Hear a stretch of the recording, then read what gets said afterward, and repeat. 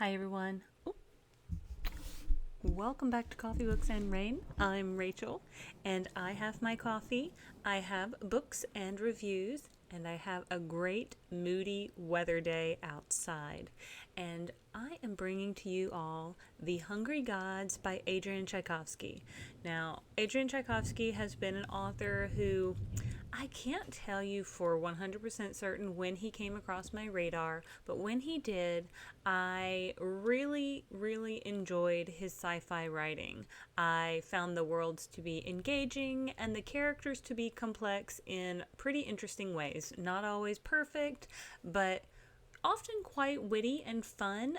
Now, I will say some of the characters in this particular book, I wouldn't say are just incredibly witty, but I think they are cleverly created. But let us dive into the summary and then we'll go from there. Oops, well, I hit the wrong thing, so let's not do that. Let's go back to show more. All right, the gods have returned to the world. Omri was a rabbit, one of the tribe of survivors scratching out an existence in the blasted landscape of a shattered, poisoned world. The seagull fight, the pigeons trade, and the cockroach scavenges. But the rabbit has one rule. If you want to see tomorrow, you run. But they don't run fast enough when a weapon fell from the sky and consumed their home. Now, Omri is alone, in the company of a fallen god named Guy Vestry. Veston. I don't know why I said Vestry. I think because, like, from right here, it looked like an R-I on the end. Sorry about that. A guy who promises revenge against the three gods who turned against him and who killed her tribe. But gods don't easily kill.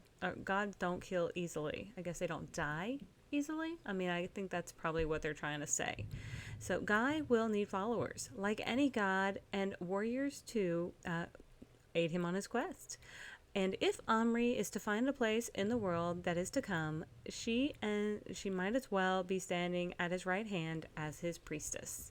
So, it is a novella. It is not very long, so this one was a very quick listen. I did have it in audiobook as well as an ebook. So sometimes when that happens, I'll get the ebook first, but then I'll see that the audiobook is also available. So it really depends on what my kind of schedule looks like. If I have more ebooks that I need to get through at a given time, then I may just audiobook when I'm on the go, transit back and forth to work or cleaning or other things that I got to do around the apartment. So for this one, since it was only 4 hours long and it was only about 176 pages in hardcover, I did go ahead and opt for the audiobook because I knew I could get through it in about a sitting, which I did. And I do usually listen to them at about a 1.25, which is, it is sped up, but still fairly, for me, a comfortable speed of just casually talking to someone instead of being too quick. So it does release August 12th of 2025. It is fantasy, audiobook, sci-fi, novella, and considered a short story. So, Guy is part of a group of scientists who apparently went to space a while ago. And he does refer to himself as a god. So it seems as though this is fairly dystopian, potentially Earth. And I do think there is a reference to it being Earth. It's just, I think at one point I was just like, wow, how far has the Earth, degraded to have gotten this bad? But, I guess with the way the world kind of is at the moment, I could see it crumbling. Sadly, but I could see it crumbling. Well, Guy and his three friends were apparently either really smart scientists or what have you, creators, crafters, and almost dubbed themselves as gods. They're not really gods, but it seems as though they have been able to do some genetic modifications in order to kind of tout this title. So Omri, she's part of the rabbit clan, and the book kind of starts out as she is out and about. She refers to herself as the littlest toe, the one that is expendable. So when I guess the rabbit clan who is struggling to survive on this like little plot of land that they've kind of carved out. Uh, should the need arise, she would be the one to be sacrificed for the sake of the others. Now, I do not believe she is a real rabbit, even though there are various references to, again, rabbits, seagulls, cockroaches, pigeons, and the like. There are these are just the tribes of the areas. I don't think it's too delineating on what people look like so much as how they act in these particular tribes. So Omri is part of the rabbit clan, and one of their biggest things is if any sense of danger, you run. Sorry, I've got something sticky on the back of my hand, and I think it might be donut icing because I made some donuts yesterday and I did have one for a snack earlier. So anyway, I'm not talking about my baking. I am talking about this book. And I just happened to realize at that particular moment that, man, my hand has some stuff on it. Icing. But anyway, back to Omri. She's out and about. She's getting kind of close to the town, the village, the city. And I assume it is considered potentially the ruins of a city. She's trying to gather burnable waste, burnable things, anything that can kind of keep the fires going at the rabbit hovel or hutch or whatever burrow that they've carved themselves out. However, she kind of gets accosted by some seagulls. She loses her things. She's heading back home. She's running, trying to run as fast as she can because, again, she's a rabbit, and that's how rabbits survive, is if it's unknown, you run. Like, that is the first thing, is you don't stand around and look. You don't try to figure it out. The unknown can kill you. That is kind of like the thing she lives by. So she's heading home, running as fast as she can, when something falls out of the sky, slamming into the ground. And before she can even blink, like, her town, her little, I guess, tribe, starts to get overrun with these vines that are crawling up out of the ground, climbing their way up like the fastest growing vines possible, just consuming her people. And so she is pretty much dumbstruck. She is like horrified at what's going on.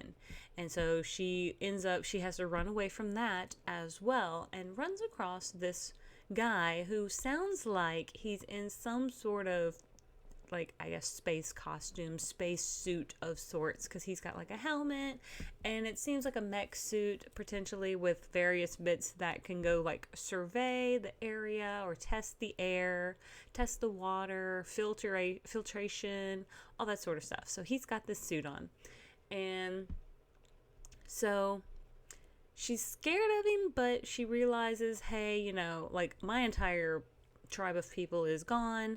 I kind of need somebody to, I guess, like, work with. And he's not actively trying to kill her, so maybe he's somebody who can potentially be an ally of sorts. Now, Guy, he is 100% self-serving. Like, yes, he really needs supplicants. He needs people who will do what he says.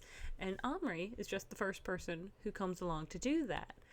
But he was, I guess, ejected, what have you, from the other 4 people who had gone, or the other 3 people, him being the 4th, who had gone up in space and established this kind of like paradise colony somewhere. And now they've come back to Earth. So they don't really, in my personal thoughts, they didn't really explain why. I'm wondering if maybe that civilization kind of collapsed. But that's just my thought. Because when they left Earth, they took a whole bunch of like other really smart scientific people, like the elites, with them. So I can only imagine, like, that society probably only lasted for so long. That's just my thoughts. I don't really know, but I think that's my thoughts. Again, because it's pretty short, it moves pretty fast, so it is kind of nonstop things going on within these 176 pages, or approximately 4 hours. It goes pretty quick. So now she is kind of working with this guy who calls himself a god, and again, his name is Guy.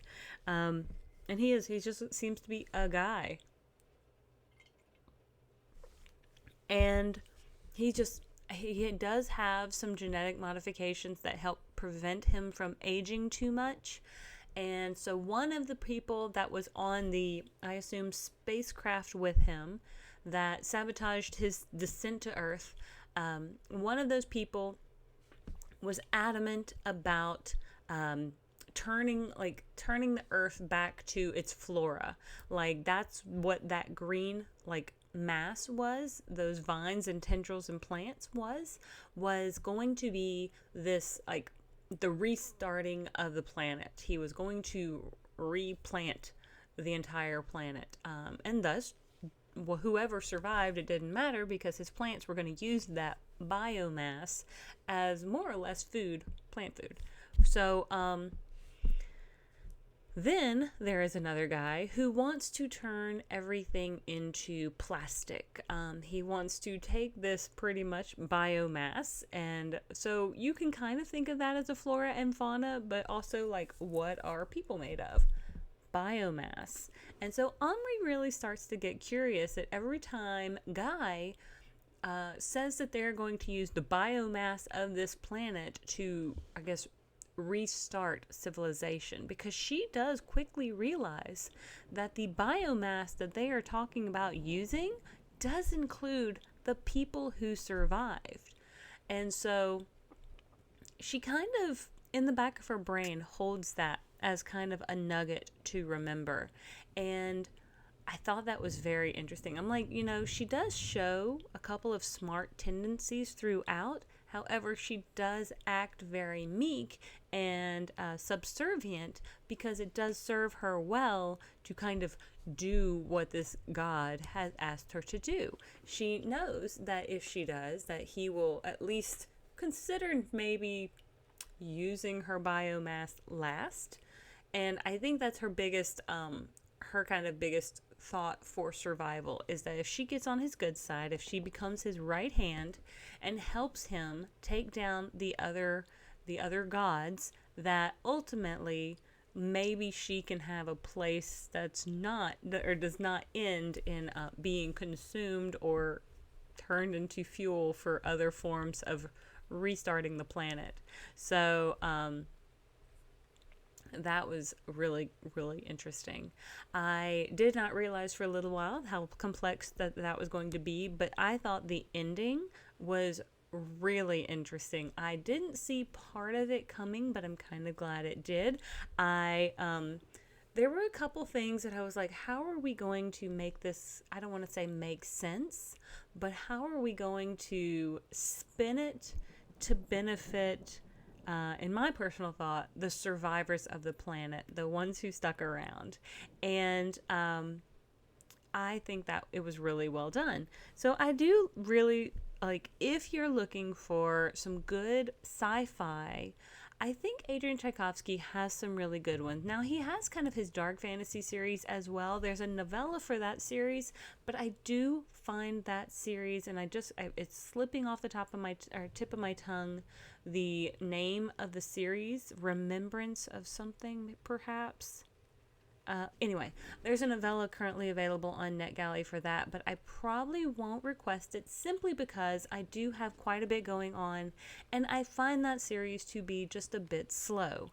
Once you really get into it, it is more or less like an epic fantasy, but it's very dark and brooding, the way that I guess I read it in my brain. I've never had an audiobook to know if it's got any more wit in it, but I do find these characters, at least in his particular stories. Now, I find Omri to be a fairly complex character. Now, Guy, the god, he's fairly, what I would say, flat in his, the way he presents himself. But I kind of think that's the point.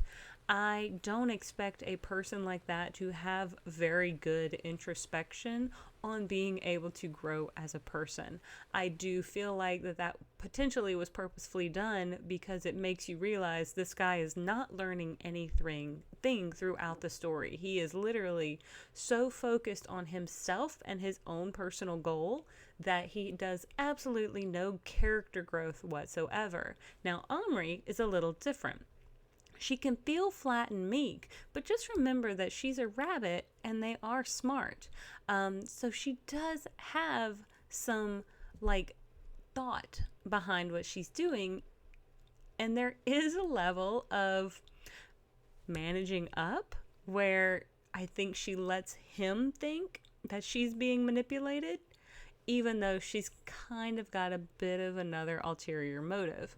But since it's only 176 pages, I am not going to tell you too much more about the ending or how things resolve. I'm just setting you up the stage in case you are interested. But I do highly recommend it. Again, it's only about 4 hours, only about 176 pages, and it is pretty engaging. Pretty quick action, the pacing is well done, and I liked it. So, I'm going to go ahead and leave this here. If you have not liked and subscribed already, I hope you will.